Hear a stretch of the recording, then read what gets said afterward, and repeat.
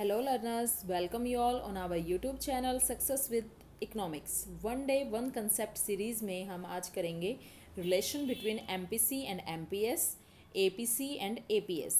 पहले मैं आपको बता देती हूँ कि एपीसी क्या है, एवरेज प्रोपेंसिटी टू कंज्यूम, जिसको हिंदी में कहते हैं औसत उपभोग प्रवृत्ति, और एपीएस है एवरेज प्रोपेंसिटी टू सेव, औसत बचत प्रवृत्ति।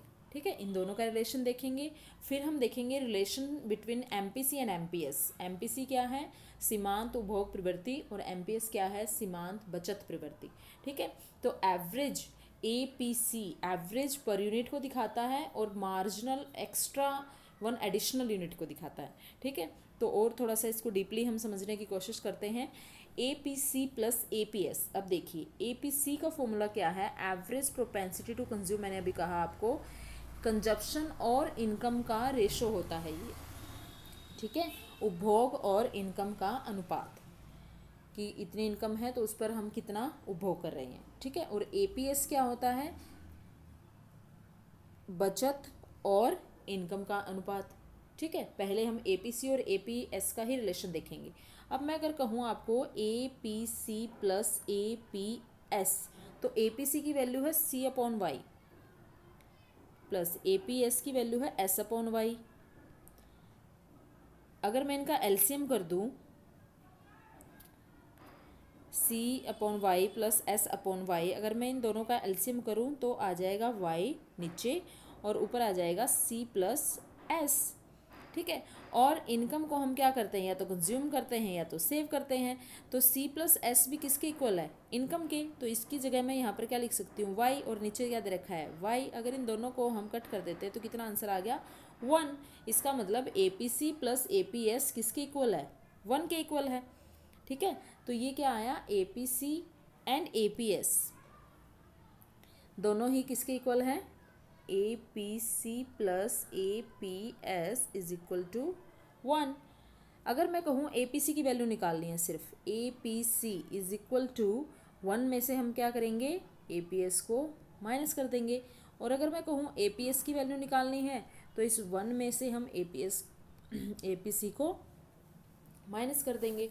ठीक है, तो ये तो हो गया average propensity to consume and average propensity to save, इन दोनों का रिलेशन। अब हम बात करते हैं marginal propensity to consume and marginal propensity to save, MPC and MPS, इन दोनों के रिलेशनशिप की बात। तो पहले हम जानेंगे एमपीसी का फॉर्मूला क्या है, delta C upon delta Y, कि इनकम में चेंज होने से कंजप्शन में कितना चेंज होता है, दैट इज एमपीसी। ठीक है, और एमपीएस क्या है, इनकम में चेंज होने से सेविंग में कितना चेंज हो रहा है, दैट इज एमपीएस। ठीक, तो हम दोनों के रिलेशन की बात करेंगे। हमें पता है कि डेल्टा वाई कंजप्शन में भी चेंज को दिखाएगा और सेविंग में भी चेंज को दिखाएगा। डेल्टा का मतलब यहाँ पर चेंज की बात हो रही है। तो M P C plus M P S ये दोनों ही इक्वल टू 1 होते हैं। इसको हम सॉल्व करके देखेंगे। एम पी सी का फॉर्मूला क्या है, delta C upon delta Y, और एम पी एस का फॉर्मूला क्या है, delta S upon delta Y. अब ऐसे ही इन दोनों का हम एलसीएम करेंगे तो डेल्टा वाई आ गया नीचे और delta C plus delta S आ गया ऊपर। और अभी अभी मैंने बताया था delta C plus delta S किसके इक्वल होता है, डेल्टा वाई के, और नीचे डेल्टा वाई दे ही रखा है। इन दोनों को कट करेंगे तो किसके इक्वल आ गया, 1 के। और मैंने अभी बताया आपको M P C plus M P S किसके इक्वल होता है, 1 के। तो ये वाली चीज़ हमारी प्रूव हो गई है, ये वाली चीज़। ठीक है, अब मैं कहूँ कि एम पी सी निकालो, तो M P C plus M P C plus M P S equal to 1 है। तो हम एम पी सी निकालेंगे तो 1 में से एम पी एस माइनस करेंगे, और अगर एम पी एस निकालेंगे तो 1 में से एम पी सी को माइनस कर देंगे। ठीक है, इसको अब हम एक न्यूमेरिकल की फॉर्म में देखते हैं। ये देखिए, ये कह रहे हैं कि एम पी सी 1/2 है, तो एम पी एस निकालो। एम पी एस निकालना है, फॉर्मूला क्या है, 1 minus M P C, M P C. ठीक है, तो ये एम पी सी है। MPS is equal to 1 minus MPC। अब 1 में से 1/2 माइनस करना है, तो इसको हम सॉल्व करेंगे। भाई 1 में से आधा माइनस करेंगे तो कितना आएगा, 1/2। ठीक है, यानी कि 0.5 आंसर आ गया। याद रखना जो MPC है वो हमेशा 1 से कम और 0 से ज़्यादा होती है, क्योंकि जब हमारी इनकम 0 होती है तब भी हम कुछ ना कुछ तो खरीदते ही हैं। ठीक है, तो हमारी इसका मतलब 0 से ज़्यादा होती है MPC।